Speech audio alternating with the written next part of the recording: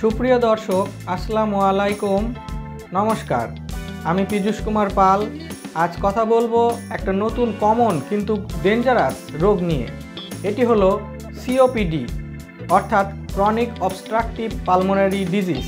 শীতকালে এই রোগ আমাদের সিওপিডি পেশেন্টদের বেশি কষ্ট দিয়ে থাকে। আজ আমি খুব সহজ ভাষায় বলবো সিওপিডি মানে কি, সিওপিডি হলে কি হয়, কিভাবে চিকিৎসা নিতে হয়, কিভাবে রোগে ভালো থাকতে পারেন দৈনন্দিন জীবনে। What is COPD? COPD means chronic obstructive pulmonary disease. এই রোগে মানুষ শ্বাস নিতে কষ্ট পায়, কাশি ও কফ হয়, আর অনেক সময় মনে হয় বুকে কিছু যেন আটকে গেছে।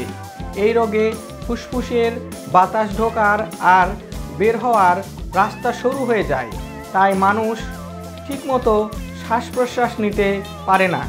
হাউ ডাজ ইট অকার? কীভাবে সিওপিডি হয়? সাধারণত এই রোগ হয় স্মোকিং বা ধূমপান থেকে, cooking smoke, cow dung fuel smoke, চুলার ধোঁয়া বা গোবরের জ্বালানি ধোঁয়া থেকে, ডাস্ট এক্সপোজার, ধুলাবালি থেকে। অনেক সময় দেখা যায় গ্রামের মানুষ যারা কয়লা বা কাঠের চুলায় রান্না করে তাদের মধ্যে এই রোগ বেশি দেখা যায়।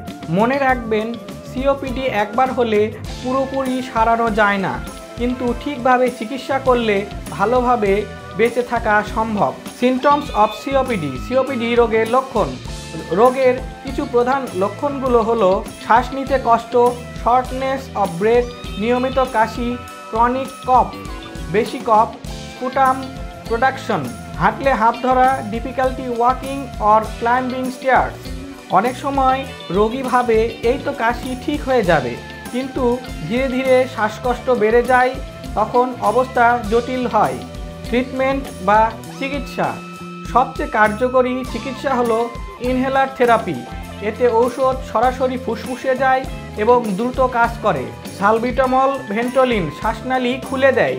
ইপ্রাঅ্যাট্রোপিয়াম অ্যাট্রোভেন কফ কমায়। ফরমোটেরল ট্রায়োট্রোপিয়াম দীর্ঘমেয়াদী ব্যবহার। ইনহেলার ঠিকভাবে ব্যবহার করা শেখা খুব জরুরি। ডাক্তার ও নার্সের কাছ থেকে টেকনিক শিখে নিতে হবে। ইনহেলেড স্টেরয়েড আইসিএস। যদি কাশি ও শ্বাসকষ্ট বারবার বাড়ে তবে ডাক্তার স্টেরয়েড ইনহেলার দিতে পারেন, যেমন বুডিসোনাইড প্লাস ফরমেটেরল এবং ফ্লুটিকাসন প্লাস স্যালমেটেরল। এগুলো লাংসের ইনফ্লামেশন কমায়। Tablet medicine, oral drug. Theophylline শ্বাসনালী রিল্যাক্স হয়। অ্যামব্রক্সল বা অ্যাসিটল সিস্টন কফ পাতলা করে। Prednisolone acetate. প্রেডনিসোলন অ্যাকিউট অবস্থায় কয়েক দিনের জন্য দিতে হয়।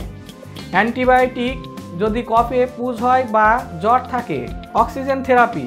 সিওপিডি পেশেন্টদের অনেক সময় অক্সিজেন কমে যায়, সেটাকে বলে অক্সিজেন ডিফিসিয়েন্সি। তখন অক্সিজেন থেরাপি দিতে হয়, সেটা ডাক্তারের পরামর্শে দিতে হয়। নিজে থেকে অক্সিজেন ব্যবহার করবেন না, কারণ বেশি অক্সিজেন সিওপিডি রোগীর ক্ষতি করতে পারে। এক্সারবেশন বা জরুরি অবস্থা।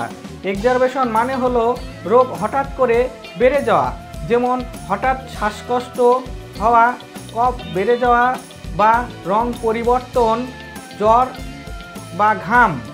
এই সময় করণীয়, দ্রুত ডাক্তার দেখাতে হবে, নেবুলাইজার নিতে হবে, সালবিটামল প্লাস ইপ্রাঅ্যাট্রোপিয়াম, প্রয়োজনে স্টেরয়েড বা অ্যান্টিবায়োটিক দিতে হয়।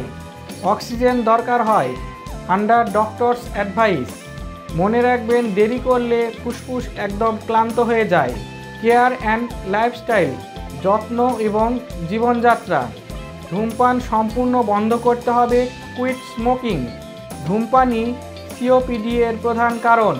একবার ধূমপান বন্ধ করতে পারলে রোগ অনেকটা নিয়ন্ত্রণে আনা যায়। ব্রেদিং এক্সারসাইজ বা শ্বাসের ব্যায়াম, পারসেট লিপ ব্রেদিং। নাক দিয়ে ধীরে শ্বাস নিন এবং মুখ দিয়ে ধীরে ধীরে ছাড়ুন। ডায়াফ্রাগমেটিক ব্রেদিং, পেট ফুলিয়ে শ্বাস নিন, তারপর ধীরে ধীরে ছাড়ুন। ফিজিক্যাল অ্যাক্টিভিটি, হালকা ব্যায়াম, প্রতিদিন হালকা হাঁটা, হাত পা নড়ানো, একটানা শোয়া নয়, মাঝে মাঝে বসা বা হাঁটা। খাদ্য ও পুষ্টি, পুষ্টিকর খাবার ডিম, মাছ, দুধ, ডাল। একবারে বেশি না খেয়ে অল্প করে বারে বারে খাবেন। পর্যাপ্ত পানি পান করুন। ঠান্ডা ও ধুলোবালি থেকে দূরে থাকুন। ফলো আপ অ্যান্ড প্রিভেনশন, নিয়মিত ডাক্তার দেখান। ইনহেলার ব্যবহার ঠিকমতো হচ্ছে কিনা যাচাই করুন। শীতকালে নিজেকে ঠান্ডা থেকে দূরে রাখুন বা নিউমোনিয়া ভ্যাকসিন নিতে ভুলবেন না। শেষ কথা, সিওপিডি পুরোপুরি সারানো যায় না, কিন্তু সঠিক চিকিৎসা ও যত্নে রোগী স্বাভাবিক জীবনযাপন করতে পারে। ইনহেলার, ঔষধ, অক্সিজেন থেরাপি এবং ডাক্তারের নিয়মিত ফলো আপ খুবই জরুরি। হালকা ব্যায়াম, ব্রিদিং এক্সারসাইজ, ধূমপান এড়ানো, পরিষ্কার ও স্বাস্থ্যকর খাদ্যাভ্যাস রোগীকে সুস্থ করে। শীতকালে ধুলোবালিপূর্ণ পরিবেশে সাবধান থাকা উচিত। এক্সারবেশন বা শ্বাসকষ্ট হঠাৎ বেড়ে গেলে দ্রুত চিকিৎসকের কাছে যাওয়া আবশ্যক। সহজভাবে বলতে গেলে সঠিক ঔষধ, নিয়মিত যত্ন এবং স্বাস্থ্যকর পরিবেশ বা জীবনধারা মেনে চললে সিওপিডি রোগীদের ভালোভাবে বেঁচে থাকা সম্ভব। So early diagnosis, proper treatment and healthy living, that's the কি টু ব্রেথ বেটার। ধন্যবাদ সবাইকে। সুস্থ থাকুন, সচেতন থাকুন আর রুরাল হেলথ কেয়ারের সঙ্গেই থাকুন। আমার ভিডিওটি যদি আপনাদের ভালো লেগে থাকে তাহলে অবশ্যই লাইক, কমেন্ট এবং সাবস্ক্রাইব করতে ভুলবেন না।